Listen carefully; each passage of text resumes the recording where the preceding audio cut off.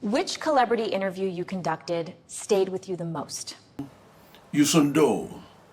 And Yusundo, as you may know, is one of Africa's greatest stars. He's Senegalese, and he was also a politician that went to Prime Minister. He was playing in Rome. And at that time, I was a columnist for the Sun newspaper. And I did an interview of Yusundo, and we did exchange a lot. We exchanged music, we exchanged each other's artistry. He said, "Bob, you are a fantastic man." And of course, I remember working with Genevieve Nnaji on a film called Sharon Stone 2, in which we were lovers. And I liked being a lover to Genevieve Nnaji. I liked being in bed with Genevieve Nnaji, frolicking throughout the movie. And I tell you how it happened. It was this character that came to me. He was the manager of the Chiko Ejiro production, not Chiko Ejiro himself, and he came and said, "Bob, there's a new movie, Pretty Girls. You will have all of them, you can touch them, you can do everything. And you know the good thing? You are getting paid." I said, "You playing me for a pimp?" "I want my money.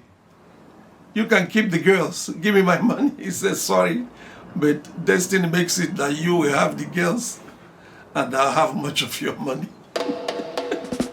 Anyway, I liked working with Genevieve Nnaji. She was sweet in bed. She was wonderful everywhere. She was great. She's a great actress, the best in the whole continent, I think.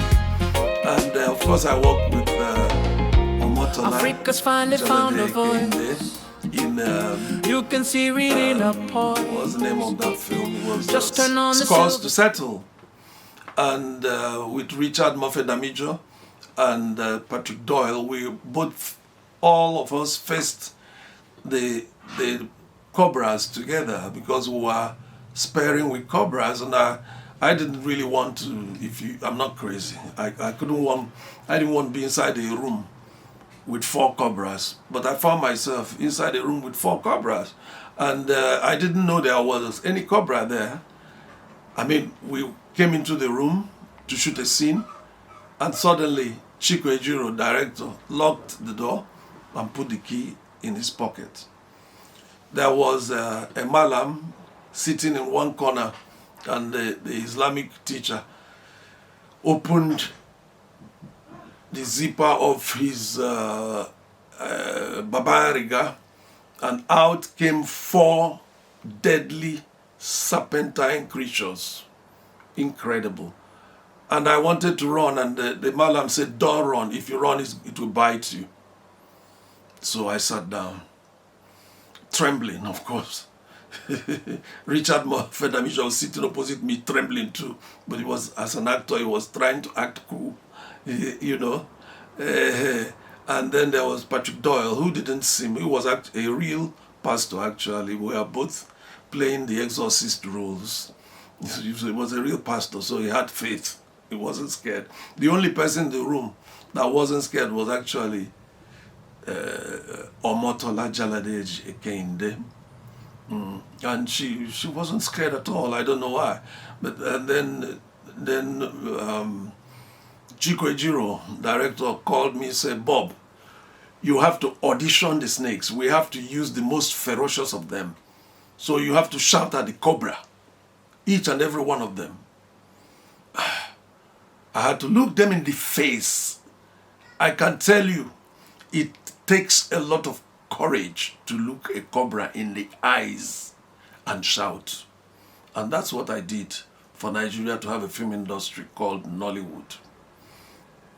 I would have been dead in 14 minutes if anyone had struck me. They were just like that to my face. And then I said, "This one is not aggressive enough. As you move your head, it moves with you." And then eventually the most aggressive one, And the malam put a ring in my finger and said to me, as long as you are wearing this ring, it's not going to bite you. I believed him, but not a long time ago, a snake of that nature had bitten an actor to death. So I knew the risks I was taking. And my auntie asked me thereafter, why did you take that risk? Did you do it for money? Did you do it for fame? I said, no, I didn't do it for money. I didn't do it for fame. So why did you do it? I said, I do it because somebody has to sacrifice for this country to have something worthwhile, something the whole world can embrace. Let's have one thing that is going for us. Let's have one thing that the whole world wants, and that thing is Nollywood.